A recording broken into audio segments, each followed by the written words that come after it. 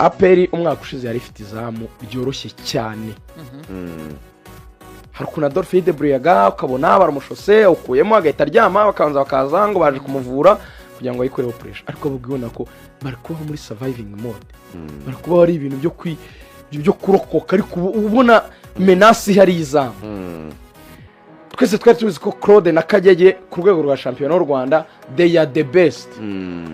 sibyo cyane tubizi ko Clement na Yunusu bakorana neza cyane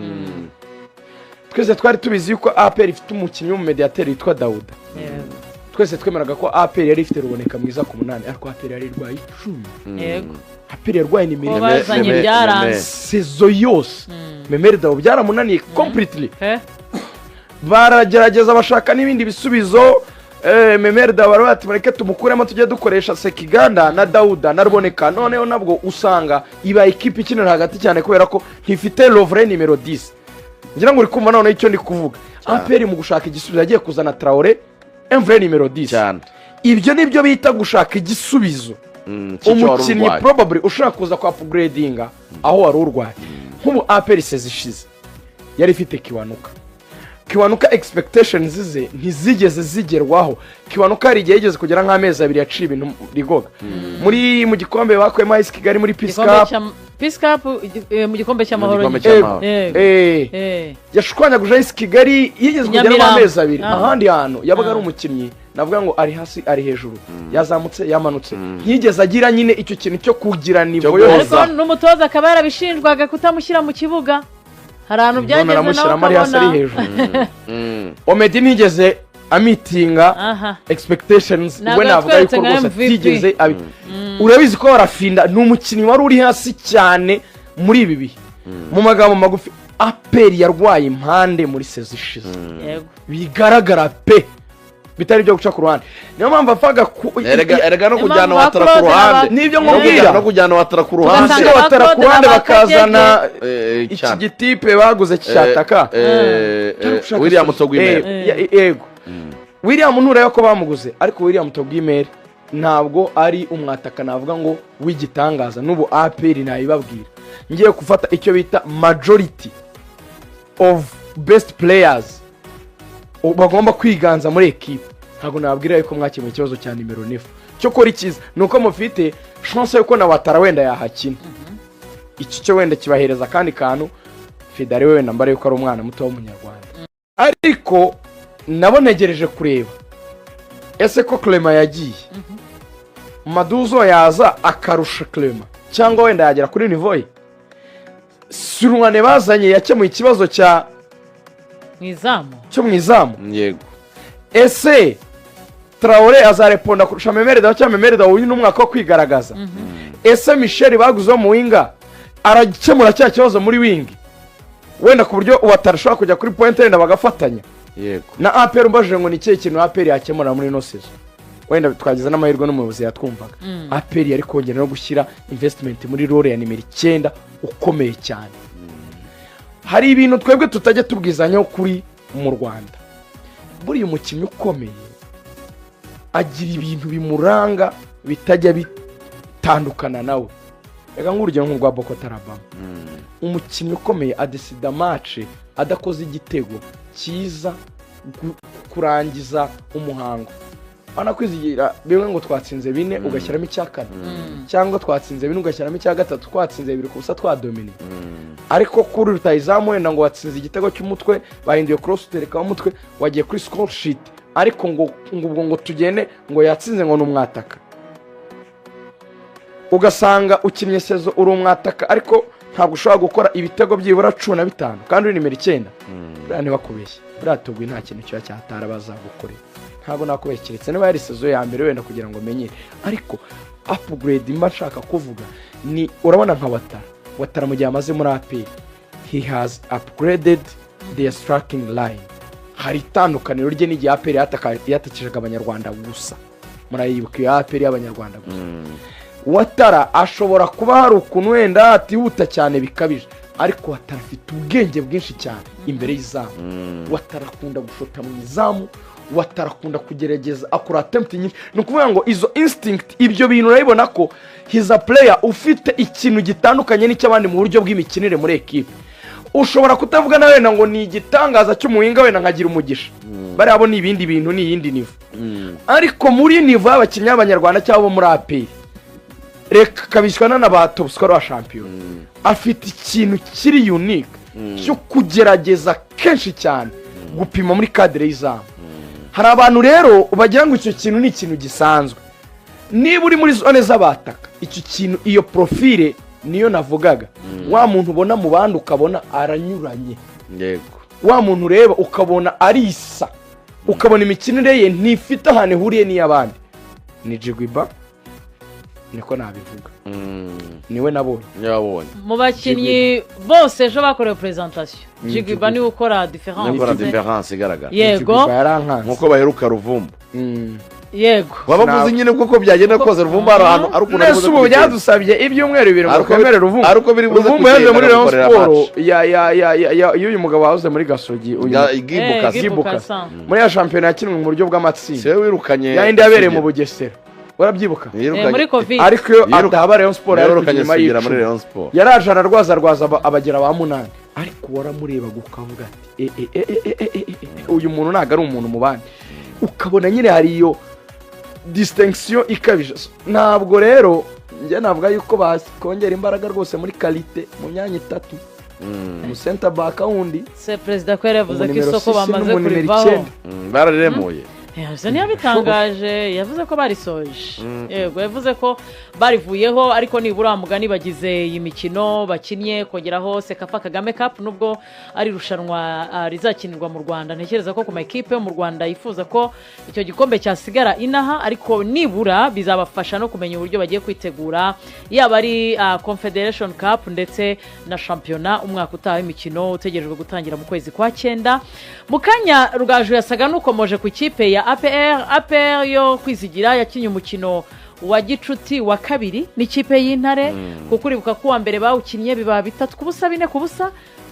byabaye 3-0. Uwo bakinye muri weekend noneho byabaye ibitego 7-0, nibyo batsinze ikipe y'Intare. Resulta zabaye nk'izisohoka ziza hafi aho ngaho.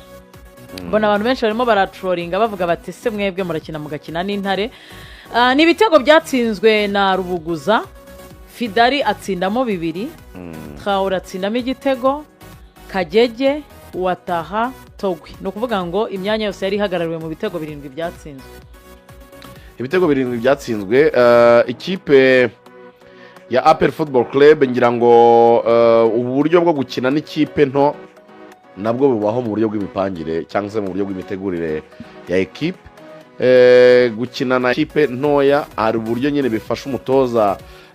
gupanga ikipe ye, kumenya abakinnyi ko azajya babanzamo, ariko hari no kubazamurira icyizere ko bagenda batsinda ekipe, niko bagenda bagira nyine inyota yo kurushaho gutsinda ibitego, bikabakururira nyine ko mu gihe bazajya mu marushanwa ari serious bazabasha kuba bakina neza cyangwa se bagahuza umukino bagamije kubona intsinzi. Rero batsinze 7. Amakuru nyine n'ubundi yo muri APR hari nuko bakomeza kugerageza abakinnyi babo bashya no kubamenyereza na bagenzi babo. APR ikintu yakoze nkuko Rugaju yanari nabigarutseho, ntabwo yo yafashe umwanya munini cyane wo kongera abakinnyi benshi. Mu gihe turimo turabara Rayon Sport kwinjiza abakinnyi 10, APR uretse kuzamura abakinnyi bakiri bato yaguze 4 abakinnyi 4 b'abanyamahanga bakora ikinyuranyo kuza gutanga igisubizo muri 11 babanza, muri 11 babanzamo, ariko izamura n'abakinnyi bakiri bato arimo Rubuguza Jean Pierre ndetse na Fidari. Hanyuma habamo no gutuma haba graduation y'abakinnyi bari bavuye mu Ntare, barimo abana bakiri bato bitwa babana n'abandi n'abitwa ba Christian. Ikipe ya APR ntabwo yo byayisabye ibintu byinshi cyane. Icyo yakoze ni retouche ku myanya yabonaga irwaye, gushaka umuwinga uza gutanga igisubizo, gushaka nimero 10 mwiza, gushaka umuzamu mwiza, ndetse no kuzamura nyine abakinnyi nka ba Fidari ndetse na Rubuguza ubundi no gukora graduation y'abakinnyi bakina mu ntare bakiri bato abo bana navugaga bitwa babana bitwa ba Christian ba Yves babazamu n'abandi bagomba kuza mu ikipe ya APR Football Club. Rero ntekereza ko umwanya wabaye muto cyane w'igihe cyo kwitegura ntibabonye uburyo bwo gushaka imikino myinshi ya gishuti, uburyo bw'imikinire yabo no gukina n'ikipe y'intare ni uburyo bwo kuzamura confidence abakinnyi no gutuma abakinnyi baje bashya mu ikipe ya APR Football Club bamenyerana na bagenzi babo. Ngira ngo nka Fidari match y'ubushize yaratsinze ni yaratsinze, ni ukumwankuraje no kumubwira ngo igihe tuzaguhera umwanya n'ubundi wagenda ukabikora bigakunda. uvuze ku kintu cy'intare witunyibutsa mu minsi ishize narabasuye hari documentaire ushaka kubakoraho uswa buriya aba bakinnyi bo mu ntare iyo batije mu yandi ma equipe bakina bataha bagaruka mu rugo buriya nureba ba Reagan n'abandi bari muri Kiyovu n'abafidari bataga buriya kwirebera basubiraga kwirebera ngo ntago baba bizeye uburyo umukinnyi wabo agiye gufatwa n'ibyo rero buriya barangiza match bagataha bose aba bagiye muri AS Kigali nahe hose cyetse amasezerano yarangiye akava mu ntare burundu nabundi abakiri umukinnyi wabo. Dukomoje kuri APR Rugaju reka tubijyanirane na Sekafa Kagame Cup kuko nubwo Kwizigira avugaga ko itabonye imikino ya gicuti iminsi ubu turayibarira hari umuntu wambwiye ejo bundi ngo njye mvuga ngo ku myanya y'intoki ngari ko ntago ari byo babivuga gute Kwizigira iminsi bayibarira ku ntoki ntago ari ku myanya oya imyanya ko ari hano ni iminsi ibarirwa ku ntoki iminsi ibarirwa ku ntoki kuko uyu munsi turi ku wa mbere kuri uyu wa gatanu nibwo Sekafa Kagame Cup iri butangire mu rw'imisozi igihumbi. Ako karimbo murakibuka ka Sekafa kera Sekafa mu rw'imisozi igihumbi Sekafa Ferwafa Sekafa na Ferwafa yego iratangira Kigali mu Rwanda yaherukaga mu mwaka wa 2019 nibwo u Rwanda rwerukaga kuyakira ariko murabizi ko umwaka ushize bari mu gihugu cya Tanzania bari Dar es Salaam ndetse ikipe ya APR yatsindiwe ku mukino wa nyuma. Kuri inshuro u Rwanda ruzahagararirwa n'amakipe abiri ari ikipe ya Rayon Sport ndetse n'ikipe ya APR. Yewe umunsi wa mbere kuwa gatanu nyine imikino ibiri iteganyijwe yose izakinirwa muri stade Amahoro. Hari umukino wo mu itsinda rya Vipers izatangirana na kipe yitwa Garde Republicaine yego bazakina ku isaha y'isa 9 hanyuma nyuma yaho ro ku isaha y'isa 1 ntekereza ko nabwo hazaba ibirori byo gufungura ku mugaragaro Sekafa Kagame Cup. Ni umukino uzahuza ikipe ya APR n'ikipe ya Gor Mahia. Ugura ntekereza ko ari na tips waha ikipe ya APR cyangwa se buriya se umutoza ntiyakurikiye n'abandi bose bafatanyije umutoza wa APR yarari muri match ntago yabura yavuye gukina match ya gishuti n'intare Ishyushye itaza muri stade yagize n'amahirwe bashyize saa 12 n'igice byari byoroshye cyane. Mu gihe kandi bamaze gusohora ibiciro ubwo mpereye ku munsi wa mbere ariko imikino yo irahari izakomeza nyine kuva ku munsi wa mbere kuwa gatanu. Iyi mikino bizakinirwa muri stade Amahoro. Amatike uko abantu bazagura amatike hari iya make ni ya 2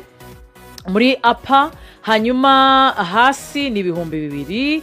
muri VIP ni 15,000 VVIP ni 30,000 hanyuma muri executive seat ni 100,000 mu gihe Skybox azaba ari 1,000,000. Kugura amatike rero nugukanda akanyenyeri 939 akanyenyeri 3 akanyenyeri 2 kano kanyenyeri umenya tumaze kwamenyera muri sport turimo turagakoresha cyane muri iyi minsi yego niko umunsi wa mbere uzafungurwa ugakinirwa kuri stade Amahoro uteganyijwe muri Sekafa Kagame Cup. Sekafa yagarutse kandi ni irushanwa this time around rikomeye ririmo amakipe akomeye ahantu harimo Simba hakabamo Al Hilal ndetse n'aba champion ba Kenya nka Gor Mahia ari hano ba Vipers ikipe nziza ya Uganda. Ntabwo ari business as usual ntabwo ari bya bintu byazamura ndege Kwizigira oya yego abantu bitonde amashaka kureba nabi no gusohoka mu itsinda bikakunanira dufite aba champion b'ibihugu ushobora no kunanirwa gusohoka mu itsinda ugakubitwa syndicate n'itsinda nturisohokemo. Rero niri mu itsinda rya Hilal na Task no kuzamuka muri iryo tsinda uri uwa mbere birakomeye kuba uwa mbere uri kumwe na Hilal mu itsinda kandi udatinya ntutinyuke gutekereza ko byoroshye nanone kwizigira ngo urareba ngo aperi ngo irakomeye cyane ngo ubu ngo izaba yinyuriraho aperi ni kumwe na simba sorry na vipers nandi ne ebyiri na gol nyine Na na gol mayo urakoze cyane ni champion wa Uganda na champion wa Kenya vipers aryo natwe champion ya Uganda yego turebe vipers ni champion wa Uganda ese coach bamwirukana iki coach siwe batozwaga na yari yaramaze kukibaha se yarakibahaye yego batamusezerera ngo iki nibyo 2025-2026 ni champion wa Uganda Premier League title is Vipers niwe rwose ninoze wayibahaye Jackie na Yeta itagenda okay none ubwo urumva ifite abashampiyo babiri ni itsinda ry'abashampiyo na champion wa Uganda na champion w'u Rwanda ubwo nyine urumva ko iryo tsinda naryo ntabwo ryoroshye ukeneye kuba uwa mbere tubyibuke ntabwo ari ngo mbu wa kabiri utabaye uwa mbere sigane kujya gucunga ngo best rules ubwo rero nanone nuhasohoka kugira ngo mve ko bikomeye urura kwaza guhita muri demi finale ugwa kuri Simba cyangwa ugahita ugwa kuri Al Hilal bayayoboye itsinda ryaryo ni inkuba uzi icyo bisobanuye amakipe yacu babe aperi babereye Sekafi irakomeye no gutsinda gwera kuri match ya mbere Sekafi irakomeye zirakomeye cyane Sekafi iteye ubwoba abanyarwanda babyumve ko ntabwo harimo ibyo kuvuga ngo azazamuka ebyiri ni imwe mu matsinda atatu akama amakipe atatu hanyuma agafata iza kabiri eshatu ya kabiri mu itsinda rya mbere ya kabiri mu itsinda rya kabiri ya kabiri mu itsinda rya gatatu bakareba ifite imibare myiza kurusha abandi ikazamuka igasanga izo ngizo none ushobora kugera n'ibyago ugasanga na best ruza ntuyigiyemo kubera itsinda ryawe ukuntu ryagukomeranye ugasanga ukubiswe match imwe wanganye indi no kwa best ruza ukabibona erega ubwo ya sport kumwe na task nari Hilal birasaba gatuza birasaba aya makipe afungura nukuvuga ngo itsinda rya mbere match ya mbere wari umaze kuyivuga ni Vipers na Garde Republicaine za tariki 24 se 24 za kwa gatanu hanyuma APR igahita ikina umukino wayo wa mbere saa moya z'ijoro kwa gatandatu tariki 26 25 Simba izakina na Mogadishu Club Singida Black Stars ikine na Jamus kuri Kigali Pele Stadium hanyuma Rayon Sport izinjira mu kibuga ku cyumweru saa 12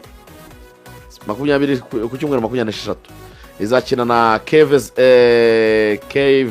KVZ yo muri Zanzibar saa 12 ku Mahoro Stadium hanyuma hahita hakurikiraho Al Hilal na Task zizatangira saa 9 saa 12 Rayon Sport ikina na KVZ yo muri Zanzibar